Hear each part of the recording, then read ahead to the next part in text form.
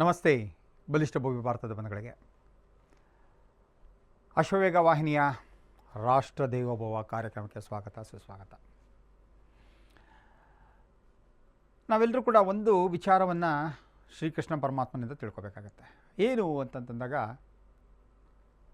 ದುಷ್ಟ ಶಿಕ್ಷಣ ಶಿಷ್ಟ ರಕ್ಷಣ ಅದು ಪ್ರತಿಯೊಬ್ಬ ಮಾನವನ ಆದ್ಯ ಕರ್ತವ್ಯ ಆಗಿರಬೇಕಾಗತ್ತೆ.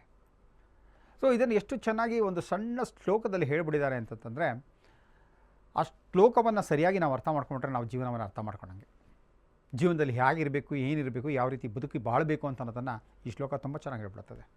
ಏನು ಅಂತಂದರೆ, ವಸುದೇವ ಸುತಂ ದೇವಂ ಕಂಸ ಚಾಣೂರ ಮರ್ದನಂ, ವಸುದೇವ ಸುತಂ ದೇವಂ ಕಂಸ ಚಾಣೂರ ಮರ್ದನಂ ದೇವಕೀ ಪರಮಾನಂದಂ ಕೃಷ್ಣಂ ವಂದೇ ಜಗದ್ಗುರು. ಅಂದರೆ ವಸುದೇವನಿಗೆ ಹುಟ್ಟಿದಂಥ ಮಗ ಯಾರು? ಕಂಸ. ಯಾರು? ನಮ್ಮ ಶ್ರೀಕೃಷ್ಣ ಪರಮಾತ್ಮ. ಅದೇ ರೀತಿ ನಾವು ಕೂಡ ನಮ್ಮ ತಂದೆಗೆ ತಾಯಿಯಂದರಿಗೆ ಹುಟ್ಟಿದಂಥವ್ರು. ಕಂಸ ಚಾಣೂರ ಮರ್ದನಂ ಅಂದರೆ ಕಂಸ ಅಂತಂದರೆ ತನ್ನ ಸಹೋದರ ಮಾವ ಆಗಿದ್ದರೂ ಕೂಡ ಚಾಣೂರ ಅಂತಂತೂ ಅದಂಥ ಬೃಹತಾಕಾರವಾಗಿ ಬೆಟ್ಟದಾಕಾರವಾಗಿದ್ದಂಥ ರಾಕ್ಷಸನ್ನು ಕೂಡ ಅವರಿಬ್ಬರನ್ನ ಕೂಡ ಕೊಲ್ತಾನೆ. ಕಂಸ ತನ್ನ ಸಹೋದರ ಮಾವ ಆಗಿದ್ದರೂ ಕೂಡ ಕಂಸನ ರೀತಿ ನೀತಿ ಪದ್ಧತಿ, ಅವನ ಕಾರ್ಯವೈಖರಿ ಸಮಾಜಮುಖಿ ಆಗಿರೋದಿಲ್ಲ, ಸಮಾಜ ವಿಮುಖಿಯಾಗಿರುತ್ತದೆ, ಸಮಾಜಕ್ಕೆ ವಿರುದ್ಧವಾಗಿರುತ್ತೆ.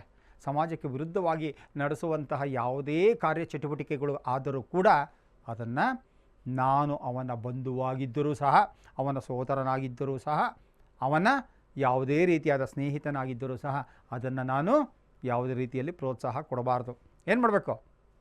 ಅವನನ್ನು ಮುಗಿಸಬೇಕು. ಇದನ್ನು ಶ್ರೀಕೃಷ್ಣ ಪರಮಾತ್ಮನಿಂದ ನಾವು ತಿಳ್ಕೋಬೇಕು. ತಾಯಿಗೆ, ಯಾರಿಗೆ? ದೇವಕಿ ಪರಮಾನಂದಂ, ದೇವಕಿಗೆ ಇಂಥ ಮಗನಿಗೆ ಜನ್ಮ ಕೊಟ್ಟನಲ್ಲ ಅಂತಂತೇಳಿ ಆ ತಾಯಿ ಪರಮಾನಂದವನ್ನು ಪಡ್ತಾಳೆ. ಯಾಕೆ ಪರಮಾನಂದ ಪಡ್ತಾಳೆ ಅಂತಂತಂದರೆ, ಶ್ರೀಕೃಷ್ಣ ಹುಡ್ತಾಗಿಂದ ಬೆಳೆದು ತನಕ ಕೊನೆ ತನಕನೂ ಕೂಡ ಸದಾ ಹಸನ್ಮುಖಿಯಾಗಿ, ಸದಾ ಎಲ್ಲರ ಸರ್ವಸುಖಿಯಾಗಿ, ಯಾರಿಗೆ? ಶಿಷ್ಟರ ಸರ್ವಸುಖಿಯಾಗಿ, ದುಷ್ಟರ ಸರ್ವ ದುಃಖಿಯಾಗಿ. ಅಂದರೆ ದುಷ್ಟರುಗಳಾಗ ದುಃಖ ತರ್ತಾ ಇರ್ತಾನೆ, ಶಿಷ್ಟರಿಗೆಲ್ಲ ಏನು ಮಾಡ್ತಾ ಇರ್ತಾನೆ? ಸುಖವನ್ನು ತರ್ತಾ ಇರ್ತಾನೆ. ಈ ರೀತಿಯಾಗಿ ಬೆಳೆದಂಥ ಆ ಶ್ರೀಕೃಷ್ಣ ಪರಮಾತ್ಮ ಎಂಥ ತಾಯಂದ್ರಿಗಾದರೂ ಸಂತೋಷ ಕೊಡೋಂಥದ್ದೇ ಅಲ್ವಾ? ಸಮಾಜಕ್ಕೆ ಉತ್ತಮವಾದಂಥ ಒಂದು ಆದರ್ಶವನ್ನು ಇಟ್ಟುಕೊಂಡು ಉತ್ತಮ ನಡೆ ನುಡಿ ಕಾರ್ಯಗಳಿಂದ ಸಮಾಜದ ಹಿತವನ್ನು ಬಯಸುವಂತಹ ಮಗ ಹುಟ್ಟಿದ್ರೆ ಯಾವ ತಾಯಿಗೆ ತಾನೇ ರೀ ಸಂತೋಷ ಆಗಲ್ಲ ಹೇಳಿ? ಹಾಗಾಗಿ ದೇವಕಿಗೆ ಪರಮಾನಂದವನ್ನು ಕೊಡ್ತಾನೆ. ಅಯ್ಯೋ, ಇಂಥ ಮಗನಿಗೆ ನಾನು ಜನ್ಮವನ್ನು ಕೊಟ್ಟನಲ್ಲ, ಎಂಥ ಜಗದೋದ್ಧಾರಕನಿಗೆ ನಾನು ಕೊಟ್ಟನಲ್ಲ ನಾನು ಅಂತಂತ ಹೇಳ್ತಾ ಇರ್ತಾರೆ. ಹಾಗಾಗಿ ಆ ಶ್ರೀಕೃಷ್ಣ ಪರಮಾತ್ಮಗೆ ನೀವು ಎಲ್ಲರೂ ಕೂಡ ಸದಾ ವಂದನೆಯನ್ನು ತಿಳಿಸ್ತಾ ಇರಬೇಕು. ನಾನು ಕೂಡ ಶ್ರೀಕೃಷ್ಣ ಪರಮಾತ್ಮನನ್ನು ನನ್ನ ಆದರ್ಶ ಶಕ್ತಿಯಾಗಿ, ಆದರ್ಶ ತತ್ವವಾಗಿ ಇಟ್ಕೊಂಡಿದ್ದೀನಿ. ನೀವು ಎಲ್ಲರೂ ಕೂಡ ಅದನ್ನು ಹೇಳ್ತಾ ಇರ್ತೀನಿ. ಎಷ್ಟೋ ಕಡೆ ಶಾಲಾ ಕಾಲೇಜುಗಳಿಗೆ ಹೋದಾಗ ಹೇಳ್ತಾ ಇರ್ತೀನಿ ನಾನು, ಜೀವನದಲ್ಲಿ ನೀವು ಆ ಸಿನಿಮಾ ಆ್ಯಕ್ಟ್ರು, ಈ ಸಿನಿಮಾ ಆ್ಯಕ್ಟ್ರು, ಮತ್ತೊಬ್ಬ ಆ್ಯಕ್ಟ್ರು, ಇವನು ಅವನು ಅವಳು ಇವಳು ಯಾರನ್ನೋ ನೀವು ಆದರ್ಶ ವ್ಯಕ್ತಿಯಾಗಿ ಇಟ್ಕೋತೀರಲ್ಲ, ಅವರೆಲ್ಲ ಬರೀ ನಟನೆ ಮಾಡೋರು ಅಷ್ಟೇ. ಜೀವನದಲ್ಲಿ ನಡೆಯುವಂಥ ಘಟನೆಗಳಿಗೆ ಅಲ್ಲೋಲ ಕಲ್ಲೋಲ ಹಾಕ್ಬಿಡ್ತಾರವರು. ಜೀವನದಲ್ಲಿ ನಡೆಯುವಂಥ ಎಲ್ಲ ಘಟನೆಗಳಲ್ಲೂ ನಟನೆಯನ್ನು ಮಾಡದೆ ಘಟಾನುಘಟಿಯಾಗಿ ಎಲ್ಲ ಕಡೆಗೂ ಕೂಡ ತನ್ನದೇ ವ್ಯಕ್ತಿತ್ವವನ್ನು ಛಾಪನ್ನು ಹೊತ್ತಿ ಎಲ್ಲ ಕಡೆಗೂ ಕೂಡ ನ್ಯಾಯವನ್ನು ಒದಗಿಸಿದಂತಹ ಮಹಾನ್ ಚೇತನ ಯಾರು ಅನ್ನೋದೇ ಆ ಶ್ರೀಕೃಷ್ಣ ಪರಮಾತ್ಮ. ಎಷ್ಟೋ ಕಡೆ ಶಾಲಾ ಕಾಲೇಜುಗಳಲ್ಲಿ ಹೇಳ್ತಾ ಇರ್ತೀನಿ ನಾನು, ನಿಮ್ಮ ಜೀವನದಲ್ಲಿ ನೀವು ಯಾರು ಒಬ್ಬ ಆದರ್ಶ ವ್ಯಕ್ತಿಯಾಗಿ ಒಬ್ಬ ಶಕ್ತಿಯನ್ನು ಇಟ್ಕೋಬೇಕು ಅಂತ ಅನ್ನೋದಾದರೆ ಶ್ರೀಕೃಷ್ಣ ಪರಮಾತ್ಮನಂತ ಈ ಶಕ್ತಿಯನ್ನು ನಿಮ್ಮ ಆದರ್ಶ ವ್ಯಕ್ತಿಯಾಗಿ ಇಟ್ಕೊಳ್ಳಿ ಅಂತ ಹೇಳ್ತಾ ಇರ್ತೀನಿ. ಸಾಕಷ್ಟು ಕಡೆ ಫಾಲೋ ಮಾಡ್ತಾ ಇದ್ದಾರೆ. ನೆಕ್ಸ್ಟ್ ಇಯರ್ಗೆ ನಾನು ಹೋದಾಗೆಲ್ಲ ಹೇಳ್ತಾ ಇರ್ತಾರೆ, ನೀವು ಲಾಸ್ಟ್ ಇಯರ್ ಹೇಳಿದ್ರಿ, ಹಾಗಾಗಿ ನಾನು ಶ್ರೀಕೃಷ್ಣನ ಬಗ್ಗೆ ಅನೇಕ ವಿಚಾರಗಳನ್ನ ತಿಳ್ಕೊಳ್ತಾ ಹೋದೆ. ನಾನು ಶ್ರೀಕೃಷ್ಣನ ರೀತಿಯಲ್ಲಿ ನಾನು ಸಮಾಜಮುಖಿಯಾಗಿ, ಶಿಷ್ಟ ರಕ್ಷಕನಾಗಿ, ದುಷ್ಟ ಶಿಕ್ಷಕನಾಗಿ ಬಾಳುವಂತಹ ಒಂದು ಸಂಕಲ್ಪವನ್ನು ತೊಟ್ಟಿದ್ದೀನಿ ಸಾರ್ ಅಂತ ಹೇಳ್ತಾ ಇರ್ತಾರೆ. ನಿಮಗೆಲ್ಲ ಗೊತ್ತಿದೆ, ಭಾಳ ಜನಕ್ಕೆ ಶ್ರೀಕೃಷ್ಣ ಹುಟ್ಟಿದಲ್ಲಿ ಸೆರೆಮನೆಯಲ್ಲಿ ಹುಟ್ಟಿದ್ದು. ಎಂಥ ದಿನ? ಅಮಾವಾಸ್ಯೆ ದಿನ, ಕಗ್ಗತ್ತಲು. ಅಲ್ಲಿಂದ ಆಗ್ತಾ ಎಲ್ಲಿಗೆ? ಯಶೋಧ ಮನೆಗೆ ವಸುದೇವ ತೆಗೆದುಕೊಂಡು ಹೋಗ್ತಾನೆ. ಶ್ರೀಕೃಷ್ಣ ಬಣ್ಣ ಯಾವುದು ಅಂತಂದರೆ ನೀಲವರ್ಣ, ನೀಲಮೇಘ ಶ್ಯಾಮ ಅಂತ ಹೇಳ್ತಾ ಇರ್ತೀವಿ. ಸೊ ಆ ನೀಲಮೇಘ ಶ್ಯಾಮನಾಗಿದ್ದರೂ ಕೂಡ ಒಳಗಡೆಗೆ ಆಂತರ್ಯದಲ್ಲಿ ಅವನಲ್ಲಿದ್ದಂಥ ಆ ಪ್ರಭಾವಳಿ ಹೆಂಗಿರುತ್ತೆ ಅಂತಂದರೆ, ಆ ಚೈತನ್ಯ ಹೆಂಗಿರುತ್ತೆ ಅಂತಂದರೆ, ಆ ಶಕ್ತಿ ಹೆಂಗಿರುತ್ತೆ ಅಂತನ್ನೋದಾದರೆ, ಆ ಜ್ಞಾನ ಹೆಂಗಿರುತ್ತೆ ಅಂತನ್ನೋದಾದರೆ, ಆ ನಡತೆ ಹೆಂಗಿರುತ್ತೆ ಅಂತಂದರೆ, ಅವನ ಗುಣ ಹೆಂಗಿರುತ್ತೆ ಅಂತನ್ನೋದಾದರೆ, ವಿಶ್ವವನ್ನೇ ಪ್ರಜ್ವಲಿಸುವಂತಹ ಸಾವಿರಾರು ಸೂರ್ಯರನ್ನು ಒಟ್ಟಿಗೆ ತಂದು ಕೊಟ್ಟಾಗ ಅದೆಷ್ಟು ಎಷ್ಟು ಜೋಜಾನ್ಯಮಾನವಾಗಿ ಯಾವ ರೀತಿ ಪ್ರಕಾಶಮಾನವಾಗಿರುತ್ತೋ ಅಂಥ ಪ್ರಕಾಶಮಾನವಾದಂಥ ವ್ಯಕ್ತಿಯನ್ನು ಒತ್ತಿಂತ ಶ್ರೀಕೃಷ್ಣ ಪರಮಾತ್ಮ. ಆತನಿಂದ ನಾವು ನಮ್ಮ ರಾಷ್ಟ್ರಪ್ರೇಮವನ್ನು ಯಾವ ರೀತಿ ಕಲ್ತ್ಕೋಬೇಕು ಅಂತ ಅದನ್ನು ತಿಳ್ಕೋಬೇಕು.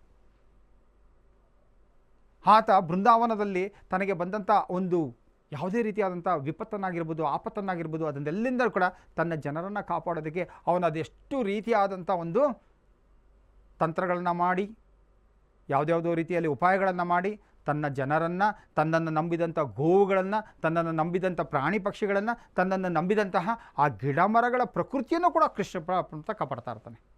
ಆ ಗೋವರ್ಧನ ಗಿರಿಯನ್ನು ಕಿರುಬೆರಳಲ್ಲಿ ಎತ್ತಿ ಯಾರಿಗೆ ಆ ಇಂದ್ರನಿಗೆ ಕೋಪ ಬಂದ್ಬಿಡುತ್ತೆ, ನನ್ನನ್ನು ಪೂಜೆ ಮಾಡ್ತಿಲ್ಲ, ಇಡೀ ಬೃಂದಾವನವನ್ನು ನಾಶನ ಮಾಡಿಬಿಡ್ತೀನಿ ಅಂತಂದೇಳಿ ಯಥೇಚ್ಛವಾಗಿ ಧಾರಾಕಾರವಾಗಿ ಮಳೆ ಎಡಬಿಡದೆ ಮಳೆ ಸುರಿತಾ ಇದ್ರೆ ಏನು ಮಾಡ್ತಾ ಇರ್ತಾನೆ, ಜನಗಳೆಲ್ಲ ಹೋಗಿ ಕೇಳ್ಕೊಂಡಾಗ ಕೃಷ್ಣ ಪರಮಾತ್ಮ ಏನು ಮಾಡ್ತಾನೆ, ಕಿರುಬೆರಳಲ್ಲಿ ಗೋವರ್ಧನಗಿರಿಯನ್ನು ಎತ್ತಿ ಆ ಗೋವರ್ಧನಗಿರಿ ಕೆಳಗಡೆಗೆ ಪ್ರಾಣಿ ಪಕ್ಷಿಗಳು, ತನ್ನನ್ನು ನಂಬಿದವರು, ನೆಂಟರು, ಇಷ್ಟರು ಎಲ್ಲರನ್ನು ಸೇರಿಸಿ ಎಲ್ರಿಗೂ ಕೂಡ ಏನು ಮಾಡ್ತಾ ಇರ್ತಾನೆ, ಆಶ್ರಯವನ್ನು ಕೊಡ್ತಾನೆ, ಆಶ್ರಯವನ್ನು ಕೊಡ್ತಾನೆ. ಎಲ್ರಿಗೂ ಕೂಡ ನಂಬಿ ಬಾಳಿ ಬದುಕೋದಕ್ಕೆ ಬೇಕಾಗಿರೋಂಥ ಆ ಶಕ್ತಿ ಚೈತನ್ಯವನ್ನು ಕೊಡ್ತಾನೆ, ನಂಬಿಕೆಯನ್ನು ಕೊಡ್ತಾನೆ, ವಿಶ್ವಾಸವನ್ನು ಕೊಡ್ತಾನೆ. ಅದೇ ರೀತಿ ನಾವು ನೀವೆಲ್ಲರೂ ಕೂಡ ಈ ನಮ್ಮ ಭಾರತ ಮಾತೆಯನ್ನು ಬೆಳೆಸೋದಕ್ಕೆ ಬೇಕಾಗಿರೋ ರೀತಿಯಲ್ಲಿ ನಾವು ಕೂಡ ಆ ಕೃಷ್ಣನ ಒಂದು ಆದರ್ಶವನ್ನು, ತತ್ವವನ್ನು, ಗುಣವನ್ನು, ನಡೆನುಡಿಗಳನ್ನು ನಾವು ಕಲ್ತ್ಕೊಂಡು ಬಾಳಿದಾಗ ಬದುಕಿದಾಗ ಕೂಡ ಹೆಂಗಿರುತ್ತೆ ಈ ಪ್ರಪಂಚ, ತುಂಬ ಚೆನ್ನಾಗಿರುತ್ತಲ್ವ. ಸೊ ಹಾಗೆ ಯಾವಾಗ ಈ ಬೃಂದಾವನವನ್ನೇ ಅಳಿಸ್ಬಿಡ್ಬೇಕು ಅಂತಂದ್ಬಿಟ್ಟು ಜರಾಸಂಧ ಬರ್ತಾನೆ. ಜರಾಸಂಧ ಏನು ಅಂದ್ಕೊಳ್ತಾನೆ, ಈ ಹೋಗ್ಬಿಟ್ಟು ಒಂದು ದಿನ ಹೋಗಿ ಎಲ್ಲ ಒಂದು ರಾಕ್ಷಸರ ಪಡೆಗಳನ್ನು ಕರ್ಕೊಂಡು ಹೋಗಿ ಮಾಡಿ ದ್ವಾರಕೆಯ ಮೇಲೆ ಒಂದು ಬೃಂದಾವನದ ಮೇಲೆ ಒಂದು ದಾಳಿಯನ್ನು ಮಾಡಿ ಅಲ್ಲಿರೋ ಜನಗಳನ್ನೆಲ್ಲರನ್ನೂ ಕೂಡ ಕೊಂದು ಮಾಡಿ ಆ ಕೃಷ್ಣನಿಗೆ ಅವಮಾನವನ್ನು ತರಬೇಕು. ಎಲ್ಲನೇನು ಅವನು ಜಗದ್ರಕ್ಷಕ, ಅನಾಥ ರಕ್ಷಕ, ಬಂಧು ರಕ್ಷಕ, ಶಿಷ್ಟರಕ್ಷಕ ಅಂತೆಲ್ಲ ಹೇಳ್ತಾ ಇರ್ತಲ್ಲ, ಅಂಥ ಕೃಷ್ಣನಿಗೆ ಅವಮಾನವನ್ನು ಮಾಡಬೇಕು ಅನ್ನೋದಕ್ಕೋಸ್ಕರ ಜರಾಸಂಧ ಏನು ಮಾಡ್ತಾನೆ, ಎಲ್ಲ ರೀತಿಯಾದಂಥ ರಾಕ್ಷಸ ಪಡೆಗಳನ್ನು ತೆಗೆದುಕೊಂಡು ಹೋಗಿ ಅವ್ರ ಮೇಲೆ ದಾಳಿಯನ್ನು ಮಾಡೋಕ್ಕೆ ಹೋದಾಗ ಕೃಷ್ಣ ಇದನ್ನೇ ಮೊದಲೇ ಮನಗಂಡಿರ್ತಾನೆ. ಒಂದಲ್ಲ ಒಂದಿನ ಇವನಿಂದ ನನ್ನ ಜನಗಳಿಗೆ ತೊಂದರೆ ಆಗೇ ಆಗುತ್ತೆ. ತನಗೆ ತೊಂದರೆ ಬಂದರೆ ಪರವಾಗಿಲ್ಲ, ನಡೆಯುತ್ತೆ, ಆದರೆ ತನ್ನನ್ನು ನಂಬಿದಂಥ ನನ್ನ ಪ್ರಜೆಗಳಿಗೆ ಯಾವುದೇ ರೀತಿಯಾದಂಥ ಕೂಡ ಒಂದು ತೊಂದರೆ ಬರಬಾರ್ದು ಅನ್ನೋದಕ್ಕೋಸ್ಕರ ಮುಂದಾಲೋಚನೆ ಏನೇನು ಮಾಡುತ್ತಾನೆ, ದ್ವಾರಕೆಯನ್ನು ನಿರ್ಮಾಣ ಮಾಡಿ ಅಲ್ಲಿಗೆ ರಾತ್ರೋರಾತ್ರಿ ಇಡೀ ತನ್ನ ಪ್ರಜೆಗಳೆಲ್ಲರನ್ನೂ ಕೂಡ ದ್ವಾರಕೆಗೆ ವರ್ಗಾಯಿಸ್ಬಿಡ್ತಾನೆ. ಇವತ್ತಿನ ರಾಜಕಾರಣಿಗಳು ಯಾವ ರೀತಿ ಮಾಡ್ತಾ ಇದ್ದಾರೆ, ಪ್ರಪಂಚದಲ್ಲಿ ಜನಗಳಿಗೆ ತನ್ನನ್ನು ನಂಬಿದಂಥ ತನ್ನ ಕ್ಷೇತ್ರದಲ್ಲಿಂಥ ಜನಗಳಿಗೆ ಎಂಥ ತೊಂದರೆ ಆದರೂ ಪರವಾಗಿಲ್ಲ, ಎಂಥ ಕಷ್ಟ ಆದರೂ ಪರವಾಗಿಲ್ಲ, ಎಂಥ ಆಪತ್ತು ಬಂದರೂ ಪರವಾಗಿಲ್ಲ, ಎಂಥ ವಿಪತ್ತು ಬಂದರೂ ಪರವಾಗಿಲ್ಲ, ನಾನು, ನನ್ನ ಮನೆಯವರು, ನನ್ನ ಸಂಸಾರ ಚೆನ್ನಾಗಿದ್ದರೆ ಸಾಕು. ಸೊ ರಾಜ್ಯವನ್ನು ಹೇಗೆ ಆಳಬೇಕು ಅಂತ ಅನ್ನೋದನ್ನು ನಾವು ಶ್ರೀಕೃಷ್ಣ ಪರಮಾತ್ಮನಿಂದ ಕೇಳಿ ತಿಳ್ಕೊಬೇಕು, ಓದಿ ತಿಳ್ಕೊಬೇಕು. ಕೇಳಿ ತಿಳ್ಕೊಬೇಕಂದ್ರೆ ಕೃಷ್ಣ ಹೇಳ್ಬಿಟ್ಟಿದ್ದಾನೆ. ಯಾವ ರೀತಿಯಲ್ಲಿ ಹೇಳ್ಬಿಟ್ಟಿದ್ದಾನೆ ಅಂತಂತಂದರೆ ಎಲ್ರಿಗೂ ಅರ್ಥ ಆಗೋ ರೀತಿಯಲ್ಲಿ ಶ್ರೀಕೃಷ್ಣ ಪರಮಾತ್ಮ ಭಗವದ್ಗೀತೆಯ ಮೂಲಕ ನಮ್ಮೆಲ್ಲರಿಗೂ ಕೂಡ ಸಂದೇಶವನ್ನು ಕೊಟ್ಟುಬಿಟ್ಟಿದ್ದಾನೆ. ಬರೀ ರಾಜ್ಯವನ್ನು ಮಾತ್ರ ಆಳೋದಲ್ಲ, ಪ್ರಜೆಗಳನ್ನು ಯಾವ ರೀತಿ ನೋಡ್ಕೋಬೇಕು, ರಾಜ್ಯವನ್ನು ಯಾವ ರೀತಿ ನೋಡ್ಕೋಬೇಕು, ರಾಜ್ಯವನ್ನು ಯಾವ ರೀತಿ ಕಾಪಾಡ್ಕೋಬೇಕು, ಶತ್ರುಗಳಿಂದ ನಮ್ಮ ರಾಜ್ಯವನ್ನು ಯಾವ ರೀತಿ ಕಾಪಾಡ್ಕೋಬೇಕಾಗತ್ತೆ, ಈ ಒಂದು ಅತಿವೃಷ್ಟಿ ಅನಾವೃಷ್ಟಿ ಬಂದಾಗ ರಾಜ್ಯವನ್ನು ಯಾವ ರೀತಿ ಕಾಪಾಡಬೇಕು, ಪ್ರಜೆಗಳನ್ನು ಯಾವ ರೀತಿ ಕಾಪಾಡಬೇಕು, ಈ ರೀತಿಯಾದಂಥ ಅನೇಕ ರಾಜನೀತಿ ತಜ್ಞ ಅತ್ಯುತ್ತಮ, ಅದೇ ಹೇಳ್ತಾ ಇರ್ತಾರಲ್ಲ, ನಾನು ಕೆಲವೊಂದು ಸಲ ಕೇಳ್ತಾ ಇದ್ದಾಗ ನಾನು ಬೇರೆ ಫಾರಿನರ್ ಜೊತೆ ಅವ್ರ ಜೊತೆ ಇವ್ರ ಜೊತೆಲ್ಲ ಮಾತಾಡ್ತಾ ಇರ್ಬೇಕಾರೆಲ್ಲ ಹೇಳ್ತಾ ಇರ್ತಾರೆ, so you people are really blessed to born in India ಅಂತ ಹೇಳ್ತಾರೆ. ನೀವೆಲ್ಲ ನಿಜವಾಗ್ಲೂ ಪುಣ್ಯ ಮಾಡಿದರೆ ಭಾರತ ಭೂಮಿಯಲ್ಲಿ ಹುಟ್ಟೋದಕ್ಕೆ ಅಂತಾರೆ. ಯಾಕೆ ಅಂತಂದಾಗ ಅವ್ರು ಹೇಳ್ತಾ ಇರ್ತಾರೆ, so you take anything which is related to the prosperity of a human being, for the well being of a human being, we get everything from the Vedas. Apart from that the Panchama Veda, ಯಾವುದು ಪಂಚಮ ವೇದ ಅಂದರೆ ಯಾವುದು, ಭಗವದ್ಗೀತೆ. ಈ ಭಗವದ್ಗೀತೆಯಲ್ಲಿ ಇಲ್ದಿರೋಂಥ ಅಂಶಗಳೇ ಇಲ್ಲ. ಪ್ರಪಂಚದಲ್ಲಿ ಏನೆಲ್ಲ ಆಗ್ತಾ ಇರುತ್ತೋ, ಏನೆಲ್ಲ ಇರಬೇಕು, ಯಾವ್ಯಾವ ರೀತಿಯಲ್ಲಿ ಯಾವ್ಯಾವ ಸಂದರ್ಭದಲ್ಲಿ ನನ್ನನ್ನು ನಾನು ಯಾವ ರೀತಿಯಲ್ಲಿ ತಿದ್ದಿ ತೀಡಿ ನಡೆದುಕೊಂಡು ಹೋಗಿ ಉತ್ತಮ ಗತಿಯ ಕಡೆಗೆ ಹೋಗ್ಬೋದು ಅಂತ ಅದನ್ನು ತಿಳಿಸ್ಕೊಡೋಂಥದ್ದು ಈ ಪಂಚಮ ವೇದ ಭಗವದ್ಗೀತೆ. ಈ ಭಗವದ್ಗೀತೆಯನ್ನು ಕೊಟ್ಟಂಥ ಶ್ರೀಕೃಷ್ಣ ಪರಮಾತ್ಮ ಹುಟ್ಟಿದಂಥ ದೇಶದಲ್ಲಿ ನೀವೆಲ್ಲ ಹುಟ್ಟಿದ್ದೀರಾ ಅಂತಂದರೆ ನಿಜವಲ್ಲೂ ಭಾಳ ಸಂತೋಷ ಆಗುತ್ತೆ ಅಂತಂತಾರೆ. ನಾನು ಯಾಕೆ ಅಷ್ಟೊಂದು ಸಂತೋಷ ನೀವು ವ್ಯಕ್ತಪಡಿಸ್ತೀರಾ ಅಂತಂದಾಗ ಅವ್ರು ಹೇಳ್ತಾ ಇರ್ತಾರೆ, ಪ್ರಪಂಚದಲ್ಲಿರುವಂಥ ಅತ್ಯುತ್ತಮವಾದಂತಹ ದೊಡ್ಡ ದೊಡ್ಡ ದೊಡ್ಡ ದೊಡ್ಡ ದೊಡ್ಡ ಯೂನಿವರ್ಸಿಟೀಸ್ ಏನಿರುತ್ತಲ್ಲ ಅಲ್ಲೆಲ್ಲನೂ ಕೂಡ ಮ್ಯಾನೇಜ್ಮೆಂಟ್ ಪಾಠವನ್ನು, ಅಂದರೆ ಮ್ಯಾನೇಜ್ಮೆಂಟ್ ಪಾಠ ಕೇಳಿರ್ತೀವಲ್ಲ, BBA MBA ಈ ಥರದೆಲ್ಲ ಇರುತ್ತಲ್ಲ, ಅದ್ರ ಟಾಪ್ ಲೆವೆಲ್ಸ್ ಏನೇನಿರುತ್ತಲ್ಲ ಅಲ್ಲೆಲ್ಲನೂ ಕೂಡ ಈ ಕೃಷ್ಣನ ಭಗವದ್ಗೀತೆಯಿಂದ ಬಂದಂತಹ ಈ ಮ್ಯಾನೇಜ್ಮೆಂಟ್ ಥಿಯರಿಯನ್ನು ಅವರು ಅಲ್ಲಿ ಅಳವಡಿಸ್ಕೊಂಡು ಎಲ್ರಿಗೂ ಹೇಳ್ಕೊಡ್ತಾ ಇದ್ದಾರಂತೆ. ಹಾಗಾಗಿ ಭಗವಂತ ಶ್ರೀಕೃಷ್ಣ ಪರಮಾತ್ಮ ಹಾಗೆ ಅಂತಂತಂದರೆ ಭಗವದ್ಗೀತೆಯನ್ನು ನಮಗೆಲ್ಲರಿಗೂ ಯಾವ ರೀತಿ ಕೊಡ್ತಾ ಹೋಯ್ತು ಅಂತಂತಂದರೆ, ತಾನೇ ಹಸುವಾಗಿ ಭಗವದ್ಗೀತೆಯನ್ನು ಹಾಲಾಗಿ ಅರ್ಜುನನನ್ನು ಕರುವಾಗಿ ಮಾಡಿ ಆ ಹಾಲನ್ನು, ಭಗವದ್ಗೀತೆಯ ಜ್ಞಾನಾಮೃತದ ಹಾಲನ್ನು ಅರ್ಜುನನಿಗೆ ಕೊಡುವುದಲ್ಲದೆ ಅರ್ಜುನನಲ್ಲಿ ಆ ಪ್ರಜ್ಞೆ, ಕರ್ತವ್ಯ ಪ್ರಜ್ಞೆಯನ್ನು ತಂದು ತಾನು ಜೀವನದಲ್ಲಿ ಹೋರಾಡಬೇಕು, ಮಾಡಬೇಕು, ಎಲ್ಲವನ್ನು ಪಡಿಬೇಕು ಅಂತ ಅನ್ನೋದನ್ನು ಅರ್ಜುನನಿಗೆ ತಿಳಿಸ್ಕೊಟ್ಟ. ಆ ಭೀಮನಿಗೆ ತುಂಬ ಚೆನ್ನಾಗಿ ತಿಳಿಸ್ಕೊಡ್ತಾ ಇರ್ತಾನೆ.